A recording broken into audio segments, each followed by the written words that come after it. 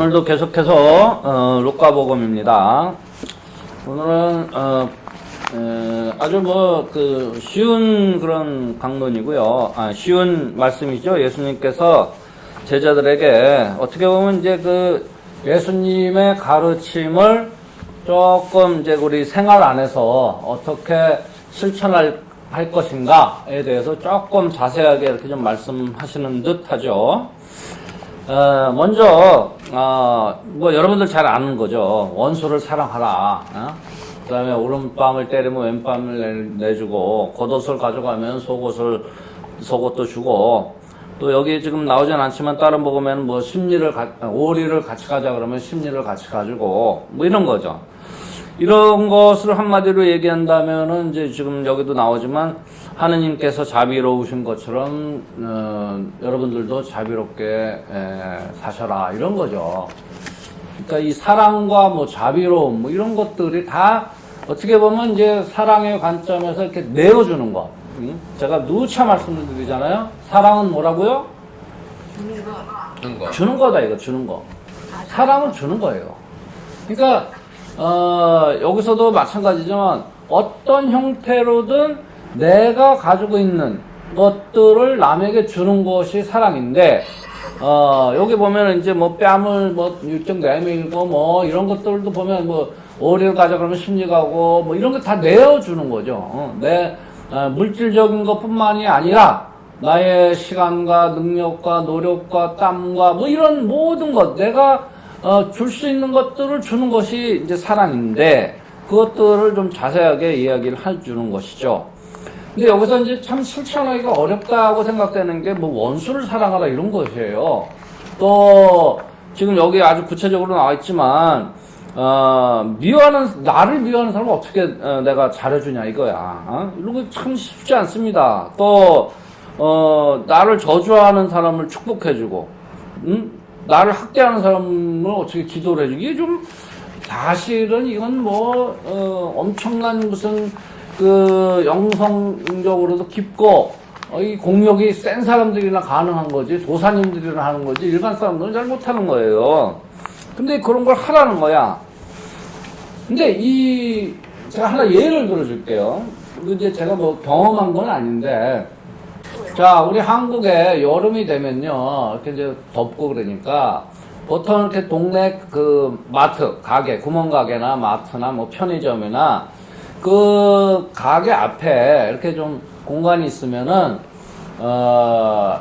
파라솔 놓고 이렇게 맥주 한잔 하잖아요. 그 맥주를 한잔 하는데 그 맥주를 마시는 그 광경을 한번 상상해 보세요. 자, 이제 저녁 때, 이제 어두컴컴하고 이제 이렇게 불을 켜놨겠죠. 가게 앞에.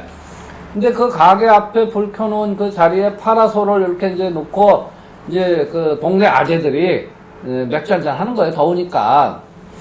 이제 파라솔이 한 두세 개 있다고 보는데, 우리 이제 동료 신부님들이 본 장면이에요. 우리 신부님도 옆에서 자기 친구들과 파라솔 밑에서 이렇게 이제 맥주를 한잔 하고 있었다는 거야.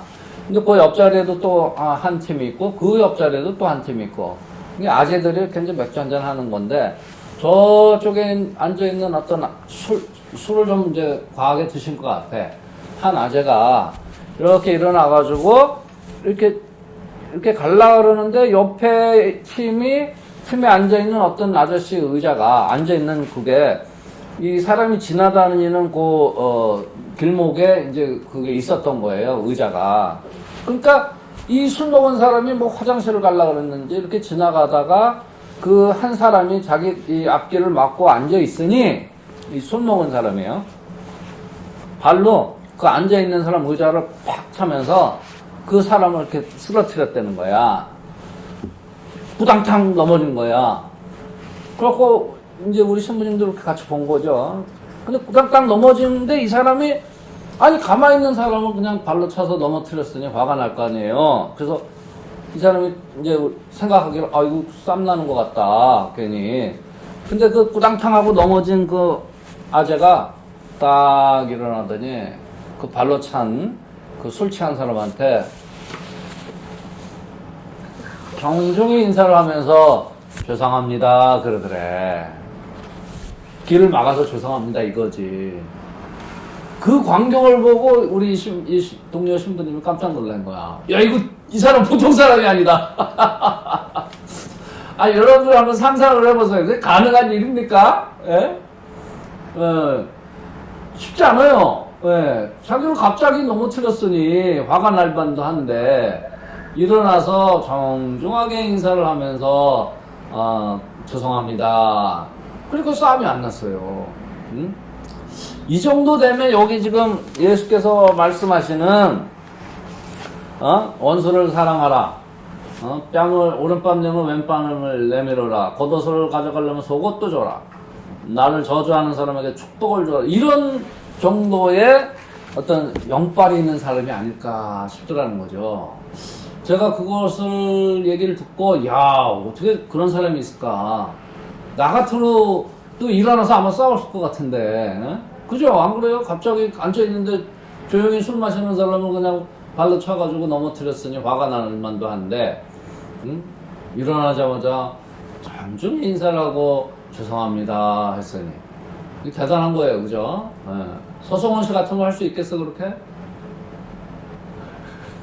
박흥만 씨 할 수 있겠어? 멱살 잡습니다 저는. 뭐라고? 멱살 잡습니다 저는. 그치? 크게 났겠지. 자, 이게 조그만 그냥 에피소드인데 우리 거기에서도 좀 배울 수 있을 것 같아요. 그 다음에 이렇게 실천적으로, 그죠? 그러니까 뭐 예를 들면 이 사람 술 취했구나 그래서 그런 거지. 또 사람은 얼마든지 실수할 수 있구나. 그러니까 평소에 그러한 생각이 이렇게 몸에 배어 있지 않으면 절대 나올 수 없는 태도죠. 대단한 겁니다. 그거 우리 한번 좀 생각해 봅시다. 그런 거. 이게 예수님의 말씀에 딱 들어맞는 거죠. 자, 그 다음에 이제, 이런, 그 간단한 행동이지만 지금 예수님이 말씀하시는 것에 보면 원수를 사랑하여도 그렇고, 기본적으로 그 안에 프로세스가 있어야 돼요. 그죠? 어떤, 이제, 나에게 상처를 준 사람, 내가 상처를 받고, 일단 분노가 일어나죠. 분노가 일어나고, 저 사람을 미워하게 되고, 그 다음에 원수를 갚아야 되고, 복수를 해야 되고, 뭐 이런 쫙 절차가 있는데, 그것을 그 프로세스가 진행돼서 더 한 차원 더 높은 단계로 간 상태죠. 그죠? 거기는 용서라는 개념도 있는 거예요. 용서하는 거죠. 용서를 해야 원수를 사랑할 수 있는 거지. 그죠? 나를 저주하는 사람을 용서해야 내가 축복을 내릴 수 있는 거 아닙니까? 그런 단계가 돼야 된다라는 거예요. 자, 다시 반복되지만 용서라는 것도 사실은 용서받는 사람을 위해서 용서하는 게 아니에요, 사실은. 나 자신, 용서하는 나 자신을 위해서, 용서하는 것이다, 라는 거 좀 명심하면 좋을 것 같고요. 그 다음에 이제 이 뒷부분에 가면 남을 심판하지 마라. 그러면 너희도 심판받지 않을 것이다. 단죄하지 마라. 단죄받지 않을 것이다. 용서하여라. 용서받을 것이다. 뭐 이런 거죠. 심판에 대해서도 마찬가지예요. 우리가 이제 일상 안에서도 어떤 뭔가 사건이나 사람 어떤 이벤트가 일어났을 때 우리는 이렇게 식별하죠. 이렇게 식별하면서 판단하고 요게 이렇구나 하고 이렇게 판단합니다. 근데 어떤 분들은 와서 심판하지 말라 그랬는데 제가 판단하고 그랬습니다. 나는 판단했습니다. 라고 고백성사 보시는 분들이 있어요. 근데 판단하는 것 자체는 죄가 아닌 것 같아. 한번 생각해 보세요. 판단한다는 것은 뭐냐? 어떤 일이 일어나는 거예요. 우리 주변에 항상. 그러면 우리가 그것을 인지하고 이것이 어떤 상황인가 인식하고 거기에 대해서 판단하죠. 이건 이렇고 저건 저렇구나. 우리 매 순간 식별하고 판단하고 사는 거예요. 근데 판단하는 것과 여기 보면 이제 심판하지 말아라는 것은 판단해서 뭐 단죄를 하는 것까지를 이야기하는 것이겠죠. 그래서 어떤 사람을 어떤 한 단면만 보고 저 사람 나쁜 사람 이렇게 이제 단죄하는 거지.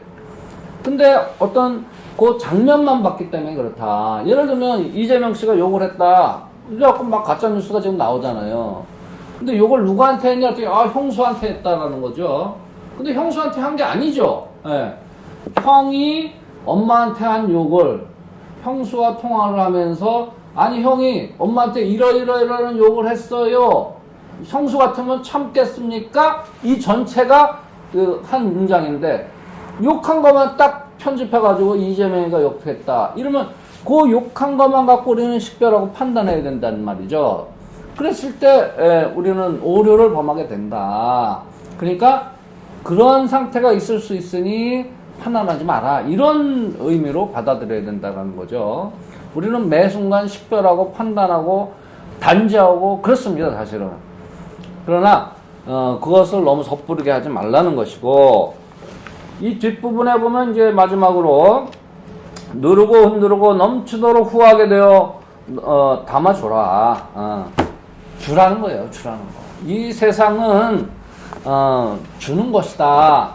주는 게 목적이다. 이게 제가 신학 공부할 때 그 스페니쉬 그 속담에 있는 말이에요. 속담에 스페니쉬 이렇게 써 있는 걸 내가 그 신학 공부할 때 그 친구한테 이렇게 봤어. 자기 방에 이렇게 써놨더라고.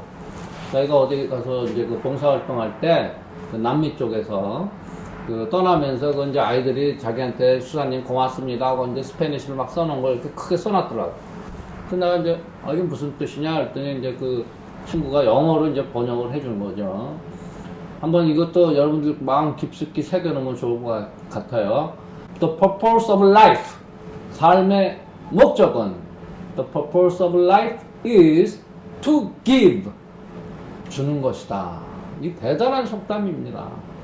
삶의 목표가 주는 거래. 그런 속담이 있다는 거예요. 스페니쉬. 대단하지 않습니까?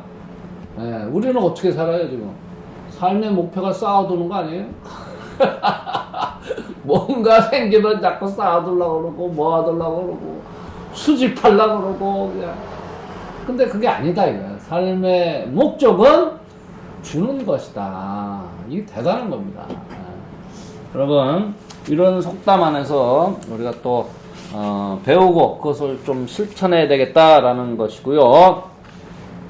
한 가지 더 이제 좀 시기가 시기니만큼 좀 말씀을 드리면, 여러분 지금 여론조사 나오는 거 속으면 안 돼요. 속지 마세요.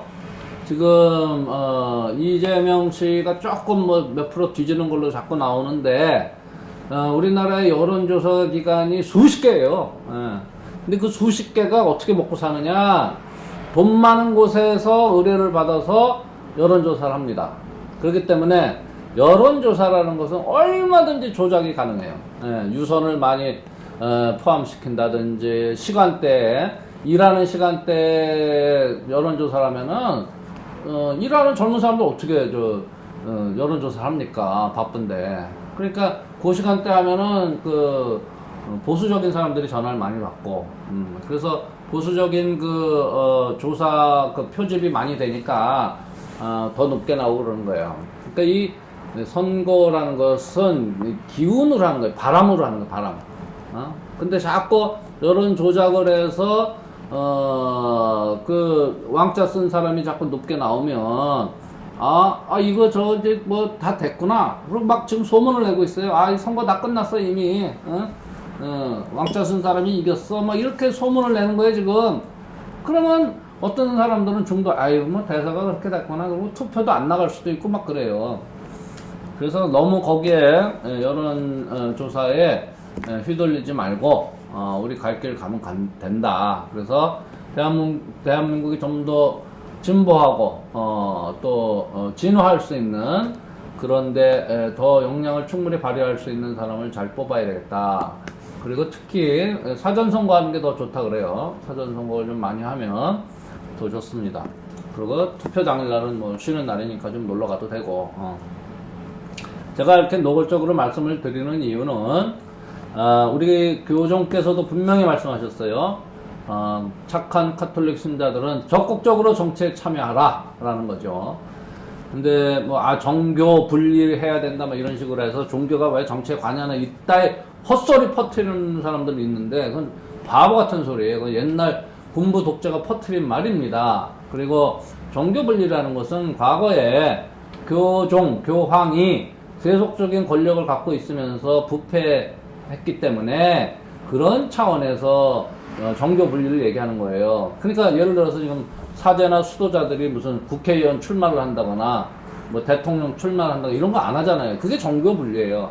그다음에 깨어있는 민주 시민으로서는 정치 활동을 충분히 해야 되는 거예요. 정치는 우리 일상 삶 안에 아주 적극적으로 영향을 주기 때문에 정치에 관여를 하고 또 이 국민들이 진정으로 민주화된 세상에서 살 수 있도록 누구나 다 깨어있는 신앙인으로서 적극적으로 참여해야 된다 이런 말씀을 좀 드리고 싶고 3월 4일인가 5일 양림간이 서전투표고 9일이 본투표죠. 여러분들 적극적으로 투표를 하셔가지고 우리 대한민국이 진정으로 민주화되고 또 인권이 보장되고 또 비정규직 노동자들이 살만한 세상이 될 수 있는 그런 세상을 만들어 나가는데 우리 모두 일조를 해야 되겠습니다.